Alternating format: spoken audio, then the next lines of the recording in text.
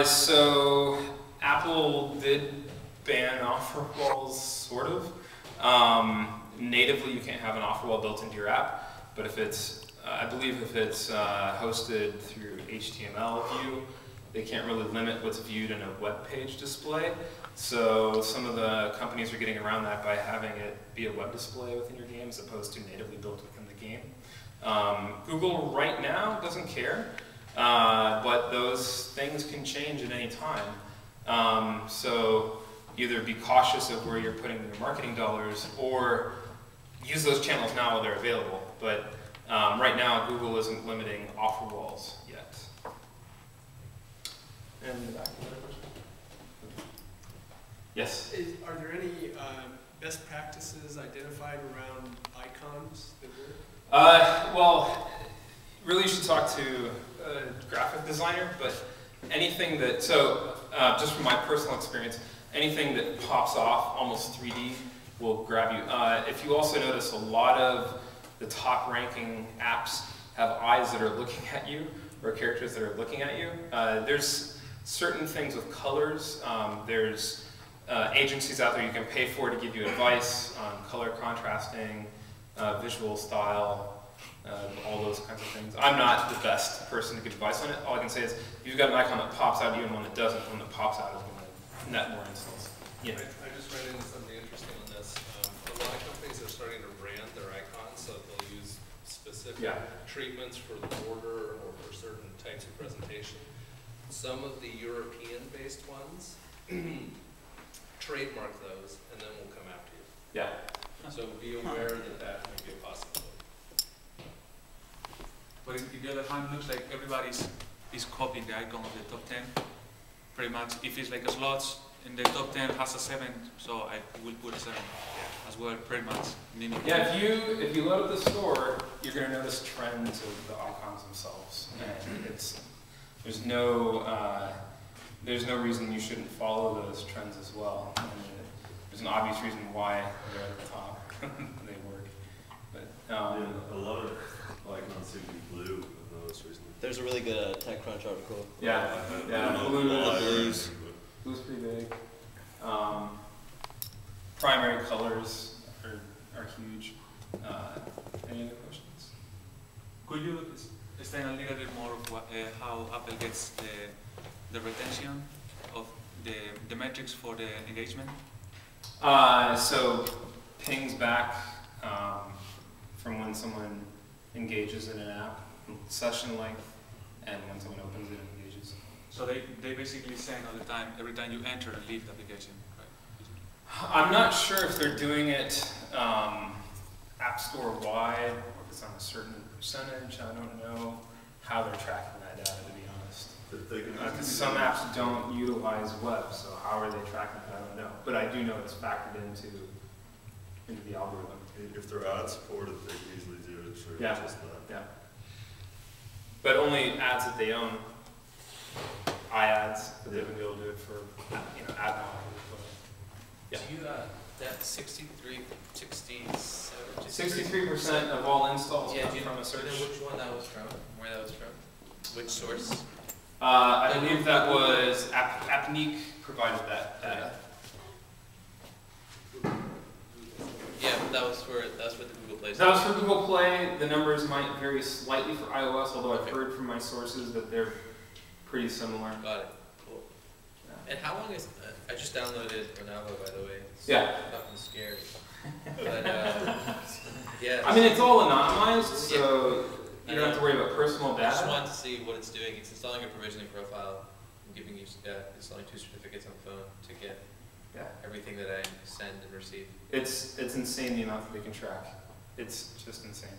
Renavo is an extremely powerful tool when you're wanting to analyze how much money are your competitors making off of ads. If you want to look at, maybe I'm buying a particular app that's got a couple of different displays, which one's going to perform better. I mean, it's just a shit ton of data you can get from Renavo, but it's insanely expensive. I mean, like, that would be the only way to figure out what % of downloads come from search. Because, like, especially in iOS. I know there are integrations to the app stores itself, a lot of that data can be found through API calls, from what I know. Ian? Actually, I do have some data from that. Sorry, I'll shut up. Go ahead. No. All the search, the SEO guys, like Searchman, said those APIs for both app stores are so buggy and unreliable that they don't use them. Searchman itself crawls 800,000 a day. App pages a day. I read that. They crawl 800,000 app pages a day. It's insane. But you do have API calls to get that data from the app stores themselves. But again, it is a bit buggy. I mean, like in my iTunes Connect dashboard, it doesn't tell me anything about where downloads are coming from. I'm not sure where the API is. I don't think it's part of the dashboard. I'm sure you can find it if you contact Apple.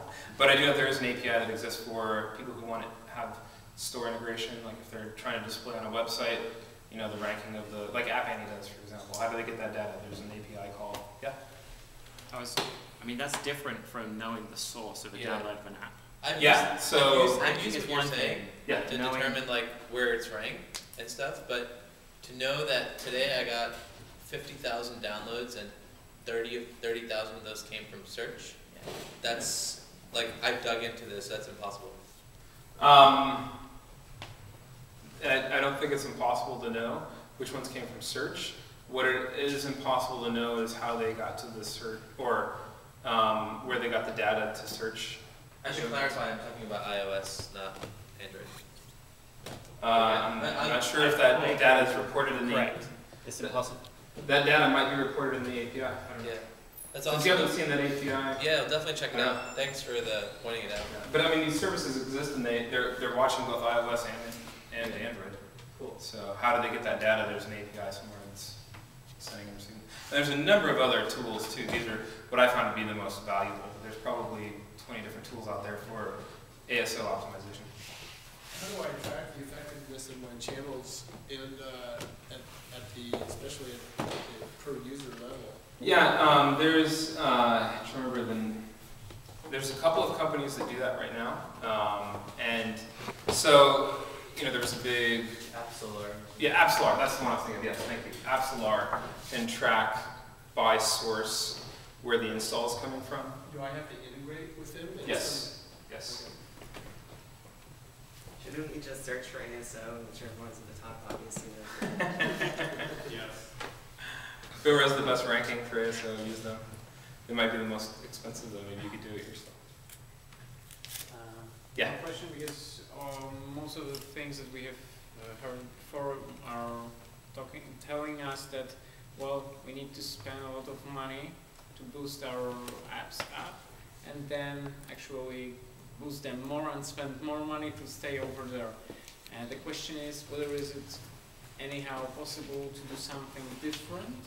Well, that's so. What you mentioned was going back to spinning on a single channel. You're going to have to spend more money each time you go back to that channel. No, I mean, but that's what you're hearing from the channels, and they're telling you, oh, to get to the top story, you do this. That's because they're only wanting you to buy from them. But if you spread out your buy, you're exhausting less of that volume of traffic each time that you hit it. I have an answer to the question. I do a lot of advertising, mostly cross-promotion. And so I've been at the top of the App Store in lots of different countries several times without spending much money at all. But I work very hard to arrange cross-promotions with other game makers. So it's essentially advertising for barter. It still costs money, because when I cross-promote for somebody else, I'm not earning money from paid advertising. Mm-hmm. But it's really good for cash flow. It suits the cash flow of small companies like mine. Yeah, cross-promotion can be amazingly powerful. There's a bunch of cross-promo networks popping up too. Some of them have a 1-for-1 exchange. Some of them have a 1-for-0.9 exchange. And that's how they monetize. I have a friend who works at Chartboost, and if you guys, I don't know who asked the question, but if you need introduction, they systemize that for you to barter and stuff. So Chartboost has a couple of downsides. Overall, it's probably the most widely used cross-promo network out there, so it's great in many cases. But for example, if you give a user you have to get a user back within 24 hours. So you can't stockpile them up and then you do a burst campaign with Chart Boost, You might for be example. confusing it with something else. I do most of my cross promotions through Chart Boost. And also, it's not a full one-for-one exchange. Well, You're losing out on that's where they make their money. Well, most of the cross promotions I do through Chart Boost, I do through what they call direct deals. Yeah, direct deals are different. And it's an arrangement between me and whoever I'm advertising with. Yeah, so a direct deal is different, but if you're just using Chart Boost in general, you can't stockpile your users. You have to do that exchange within 24 hours. Chart Boost on the marketplace is just for cash. It's just a paid advertising. Unless you're using it for an exchange.